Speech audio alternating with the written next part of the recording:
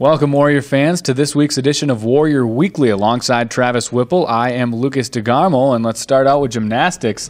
Out in the national championships right now, Springfield, Massachusetts. Yeah, a great place to be in Springfield, Massachusetts. Of course, the Division II basketball tournament's going on there this week as well, but should be a great experience for our gymnastics student-athletes. They've had a tremendous year. They deserve to be there, and we'll keep everybody updated on WinonaStateWarriors.com with what happens out there, and then, of course, next week on our show, we'll break it down. Going on now to men's basketball, David Johnson was named to the Division II Senior All-Star game. Obviously, with his injury, he won't be able to play. Yeah, unfortunate that he can't play, but really, it's a great honor for him. I think it just reflects his entire career here. The thing about the All-Star game is it's the top 20 seniors that aren't still competing. So, there's 2 teams left, but all the rest of the top seniors are in this game, and so a great honor for him, and it's too bad that he's unable to play. But as I mentioned, that's out in Springfield, Massachusetts as well, and it surrounds the championship game. Springfield plays host to a lot of different things. We mentioned the gymnastics national championships and also the Elite Eight men's tournament. Now going on to track and field, the Winona State women's track and field team opened up the outdoor season against St. Mary's. Had a great meet, and as you mentioned, it really kicked off in the outdoor season. Kelly Shaw, the freshman, who's been sensational in the indoor season, just kept it going, winning the 200 and 400 meter dash and set Winona State school records in each. So that's very impressive. And Caitlin Dine continues to excel in the 100. But besides Shaw and Dine, they had 5 others that won first place at the St. Mary's meet. So I think an exceptional start to the outdoor season for them. Next up for the track and field team, March 27th at Rock Island, Illinois for the Vikings Olympics, and then April 2nd, the Oshkosh Open in Oshkosh, Wisconsin. Now moving on to Winona State baseball. They are now 4th in the region and 26th in the nation. Yeah, I think it really reflects the great start to the season they've had. They're 10-4 overall, and they've got that 3-game winning streak now after defeating St. Mary's last week. But a great start. They've beaten some very good opponents, and I'm looking forward to the NSIC schedule as they get into the heart of that coming up here shortly. And a very competitive league, so they're going to have to play well day in and day out. That's for sure.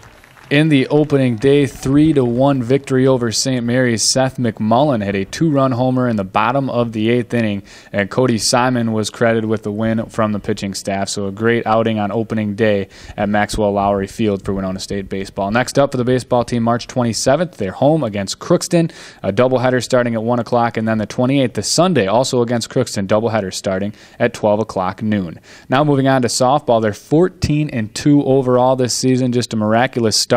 They're now number 9th.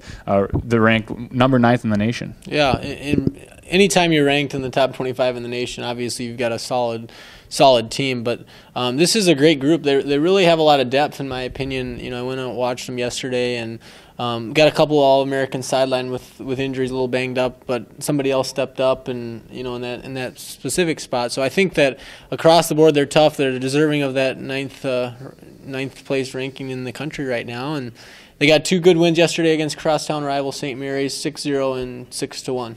Yeah, a great way to beat the crosstown rival St. Mary's. Just dominated both of those softball games. Courtney Strang struck out 9 in earning the shutout in Game 1. And in Game 2, Alex Chichilla gave up only 3 hits and struck out 12 en route to a 6-1 win. So they really dominated those 2 games. Next up for the Warriors softball team, March 31st, they play at Minnesota State Mankato at 2 o'clock, and that will be a doubleheader. And then they're back home April 10th versus Bemidji State in a doubleheader starting at 12 o'clock noon. Now going to Winona State football, Tom Sawyer, head coach for the football team, announced the hiring of Jason Petrino as the co-defensive coordinator and linebackers coach. Well, I think it's an absolutely great hire. He's somebody who's young in his career, but yet he's had a lot of experiences already. Comes to us from a Division I program in the University of Wyoming, so I think just a tremendous hire there. I think he's got a lot of energy. He's going to give back and get involved here at Winona State and with the community. I think that's important. The other thing that I really looked at that was important is that he had some experience in the NSIC, coaching at the University of Mary when they first came into the league for 3 years, and his defense led the league. So I think he's got an impressive resume. He's a young guy, which is good. I don't think he's going to come in and just create a bunch of changes, but yet subtle little things that make it his defense.